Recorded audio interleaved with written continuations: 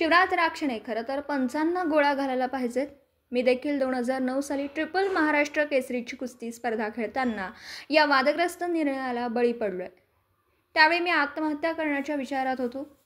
पृथ्वीराज मोहोळचे मी अभिनंदन करतो। त्यात पृथ्वीराजची काही चूक नाही, मात्र कुस्ती संपल्याची शिट्टी वाजवणाऱ्या पंचाचा निर्णय वादग्रस्त आहे। खरं तर काल जे प्रकार घडला तो खरोखर चुकीचा होता म्हणून मी काल सर्व मीडियाच्या माध्यमातून सांगितले की शिवराजने जो प्रकार केला तो चुकीचा केला। पण खरोखर चुकीचा एवढाच मी म्हणतो की त्या पंचाला शिक्षा मिळत असताना थोड्या प्रमाणात मिळाली।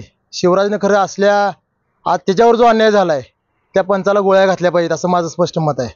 कारण हाच प्रकार 2009 साली माझ्याबरोबर बाबतीतही घडलेला होता। शिवराज आज तिसऱ्यांदा महाराष्ट्र केसरी होणार होता, मीही त्यावेळेस तिसऱ्यांदा महाराष्ट्र केसरी पहिल्यांदा होणार होतो।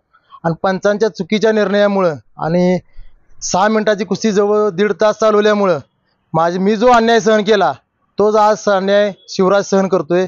कुस्ती झालेली होती का नव्हती हे संपूर्ण महाराष्ट्रानं बघितलंय। कारण काल कुस्ती ज्यावेळेस रेफरीनं दिली, कुस्ती शिट्टी वाजवली त्यावेळेस भूज आपण बाकीच्या सगळ्या कुस्तीला हात खाली घालून बघतो, कुस्ती पहिलवानाची पाठ टेकली की नाही टेकली, आणि इथं नुसतं खाली वाकून बघतोय तरी त्याने शिट्टी वाजवली। खरं तर ह्या सर्व प्रक्रियेमध्ये पृथ्वीराज मोहोळची कुठंच चुकी नाही मला असं वाटते। कारण ज्यावेळेस पंच शिट्टी वाजवतो त्यावेळी कुस्ती सोडून आपला विजय साजरा करणं हे त्या पृथ्वीराजचं काम होतं, आणि जो पैलवान असतो त्याचं काम असतं की आपण कुस्ती सोडून आपल्या साईडला जाऊन उभं राहणं।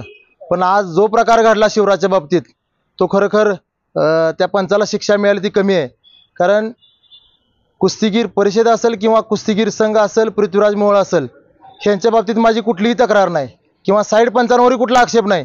तो जो शिट्टी वाजवणारा पंच होता त्याला दिसत होतं डोळ्याला की पाठ टेकलेली नाही। परत संपूर्ण महाराष्ट्रातले जे प्रेक्षक टीव्हीवर बघत होते त्या न समजणाऱ्या कुस्ती ज्या व्यक्तीला समजत नाही त्यालाही कळालं की कुस्ती झालेली नाही, पण तरीसुद्धा पंचांनी निर्णय दिला।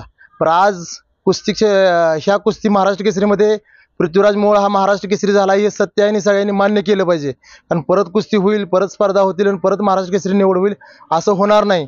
कारण पृथ्वीराज मोहोळ हा महाराष्ट्र केसरी झालेला आहे। कारण ह्या एवढ्या कमी वयामध्ये त्यानं आज महाराष्ट्र केसरीच्या फायनलपर्यंत जाणं सुद्धा खूप मोठी गोष्ट आहे, आणि आज तो महाराष्ट्र केसरी झाला आहे।